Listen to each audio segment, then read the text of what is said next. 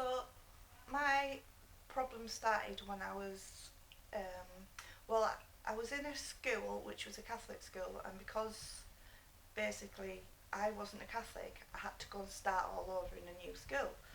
So I got in with a little bit of the wrong crowd.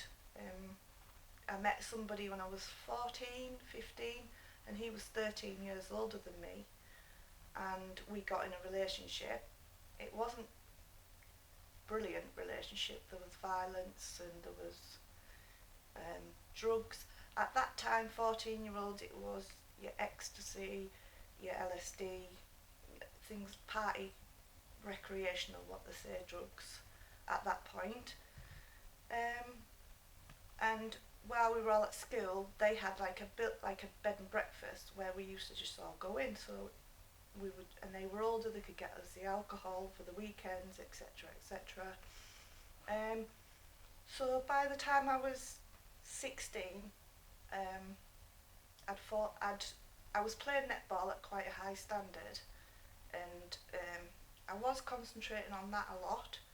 But then I found out I was pregnant, so to this gentleman that was 14 years older than me. Um, it was a bit shaky. I was only young, so I ended up losing that child anyway. So I didn't carry on with that pregnancy. By the time I was 17, I was at college doing sport and recreation. Everything was going good. I had a really good place high up in netball, county level and going further. And I was doing my netball, I was doing my sports, and then I was 17 and I found out I was pregnant again with his child.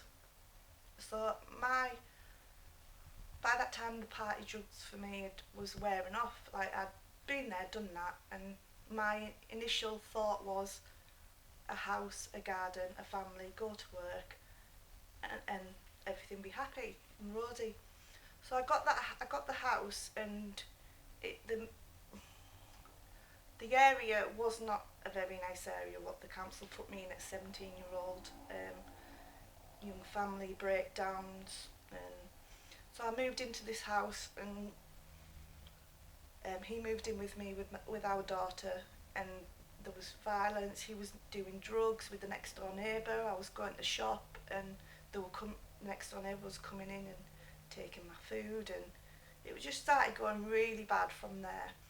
And I used to come down in the morning, and he'd be up all through the night on amphetamine drugs, and I'd have a war unit. I'd come down in the morning, he smashed it up and built a corner unit, which wasn't safe, and he'd have people in getting the electric wired up, the gas, and now I've got a young child in the house as well. So as I was outgrowing, and I was growing, I was working, and everything was alright, and we were coming to an end. By this time, he was on heroin, which I'd had no idea about. And then one night, my daughter was at my mum's for the weekend, and I had a drink. I had to have a few glasses of wine, cider, whatever. And at one night, and I started feeling, I was 21 at this time, so I got a bit older, and I'd had this drink, and I wasn't myself. I just felt a bit, like woozy. And by this time, I'd realised I was just like all over the place a couple of hours later. And I vaguely remember going into my kitchen. He pulled my arm out like this. He held my arm out, and he injected me with heroin. Um, so I actually overdosed that day. I actually stopped breathing and was in and out of consciousness. And it was an hour later that I came round. And this man that I'd been with for years, the father of my child, was upset when I came round, and but all he was bothered about was my brothers finding out and coming after him. And his words to me were, "Welcome to the other side." I thought you were dead there, but welcome to the other side. And I had no clue what he meant by that, welcome to the other side. And then I was still woozy, obviously, because I'd had a drink.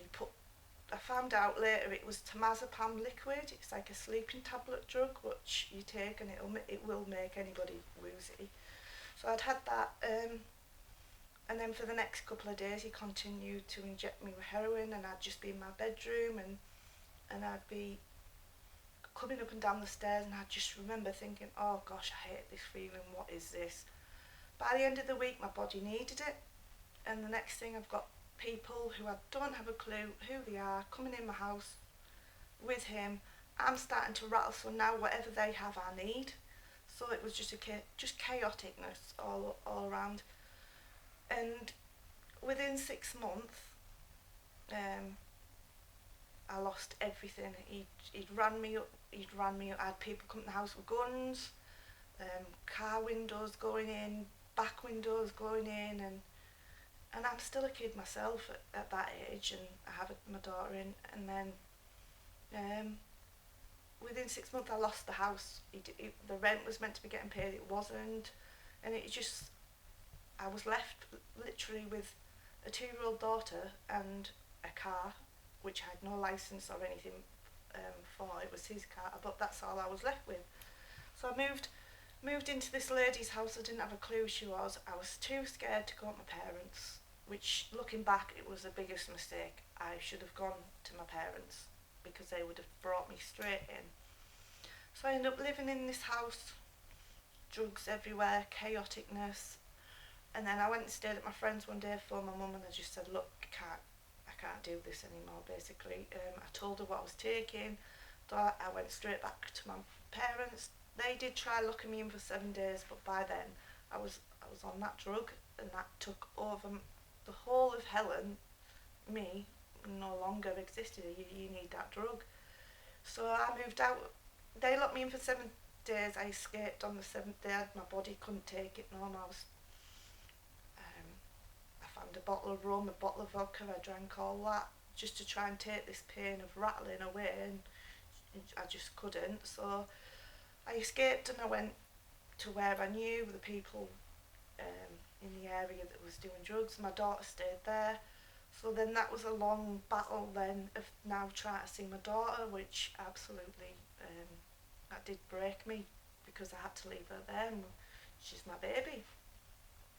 So I split up with him, and my life just went reckless. I was just here, there and everywhere, having to go out shoplifting, stealing this, just to get that, just to feel normal, really, just to get that.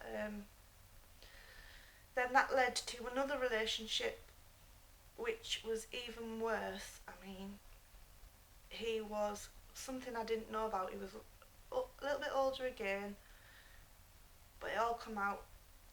He come out, just got out of prison, and in that circle I was in, I kind of used him for protection. Even though I could handle myself, I still wanted that.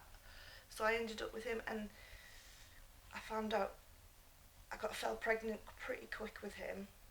I got myself right on the methadone.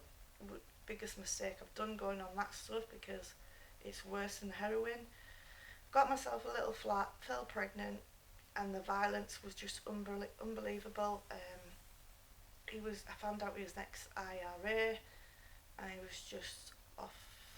He was just nuts, and he used to beat me up when I was pregnant, trapped me in the bedroom where I've literally been hanging out the window, screaming for help. He's on top of me, kicking me. Yeah, that was a rough time. I was also got into a bit of a scuffle with a girl, which I was stabbed in the lung. So I got a punctured lung whilst being in that addiction, and just rough, just really rough.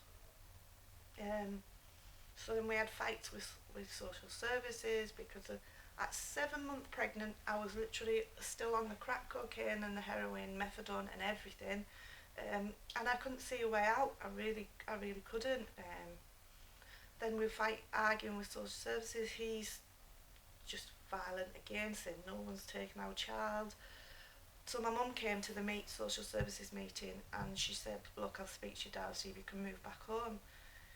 And I did move back home, which I ended up having my daughter, and she lived there with me. I mean,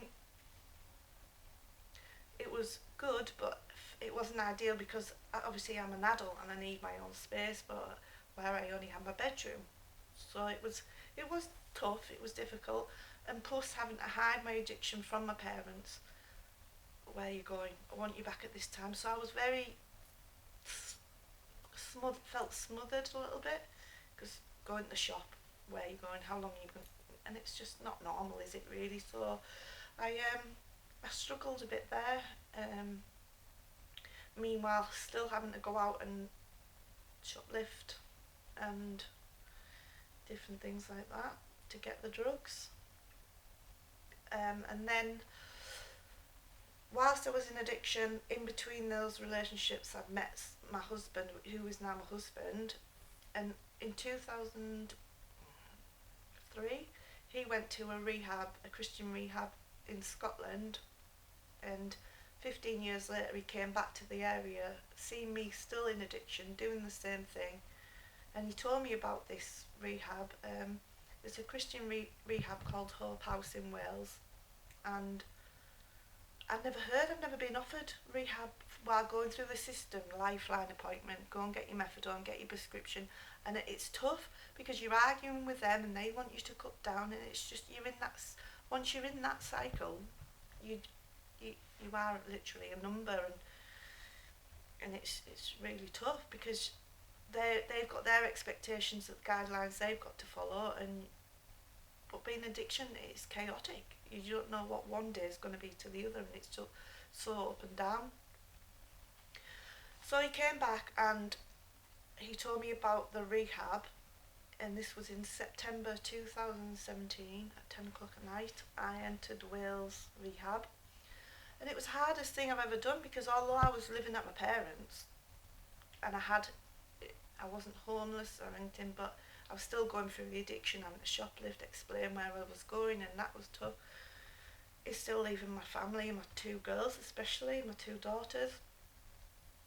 So I spoke to my eldest daughter, explained to her about the rehab, and what did she think it was a good idea, and she was behind me, so I made that step. And it was hard because they have expectations of you as well. You've got to cut down off the drugs and everything.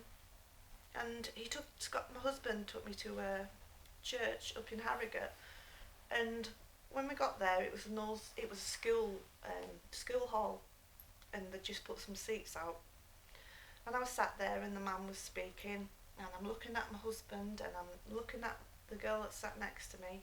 I'm thinking, these have come up with something. Like, he's speaking into my life, really. Everything that I was going through, he was speaking about. So I thought they'd set me up, and I'm looking, and I'm getting like a bit annoyed, because I'm thinking, why? And then he spoke, and then he said, does anybody want to come to the front? So I went to the front, and they prayed for me, and I just remember going all hot. And then I walked away from that day, and from that day I managed to cut down from 5 different substances at once: the methadone, the heroin, the crack cocaine, the pregabalin, and the nitrazepam. Probably more, if I just can't remember off the top of my head. But then I've never ever in my life was able to do that, but until I spoke to these people and I got proper help from people that care, I managed to do it. And my husband was taking me to the appointments I had to go to. Had to go to the chemist every day, and it was just hard work, and especially when you're on your own, you've got kids and you've got to hide your addiction. It was hard, but he picked me up every day, and then I finally cut down from 80 ml methadone to 30 to get into the rehab. Went over to Wales, and that was the hardest thing I've ever done, because it's not easy, but if you push through and you stay, it's worth it, because you're not allowed no music, no phones, no TV, nothing. So it was just back to basics, and it works. And I stuck it out for a year, and now I've been like 4 years clean. And to come out of the rehab, a support system was needed, and Brian and Stella told my husband I could come to the Moses Project and volunteer. So I came to the Moses Project, and they've just supported me 100%. I'm in the church. and now I'm married now, and I have a beautiful home, and things are falling into place, and it's just really good. I just wish I'd have done it a long time ago. So yes, 4 years clean in September now of everything. So it's been a hard slog, but it's so worth it.